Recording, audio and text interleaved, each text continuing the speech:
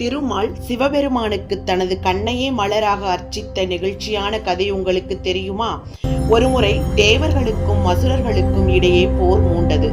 அசுரர்களை அடக்க மகாவிஷ்ணுவிற்கு வீரியம் மிக்க ஆயுதம் தேவைப்பட்டது. சிவபெருமானிடமுள்ள சுதர்சன சக்கரம் அதற்கு சரியானதாக இருக்கும் என்று கருதி அதை வேண்டி சிவனிடம் நோக்கி தவம் செய்ய தொடங்கினார் திருமால். சிவபெருமானை வழிபட தினமும் 1000 தாமரை மலர்களை கொண்டு அர்ச்சனை செய்வதாக வேண்டிக் கொண்டார். ஒவ்வொரு நாளும் 1000 மலர்களை சூட்டி சிவ சகஸ்ரநாமம் சொல்லி வழிபட்டு வந்தார். திருமாலின் பக்தியை உலகுக்கு உணர்த்த சிவபெருமான் ஒரு திருவிளையாடல் புரிந்தார்.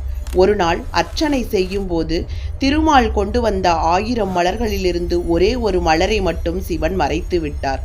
திருமால் அர்ச்சனை செய்து கொண்டே வரும்போது இறுதியில் ஒரு மலர் குறைவதைக் கண்டார்.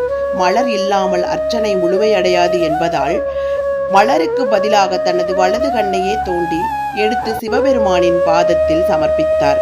திருமாலின் இந்த ஒப்பற்ற பக்தியைக் கண்டு சிவபெருமான் மனம் மகிழ்ந்து உடனே அவர் முன் தோன்றினார். திருமாலின் கண்ணை மீண்டும் அவருக்கு அளித்து அவர் வேண்டிய சுதர்சன சக்கரத்தையும் பரிசாக வழங்கினார்.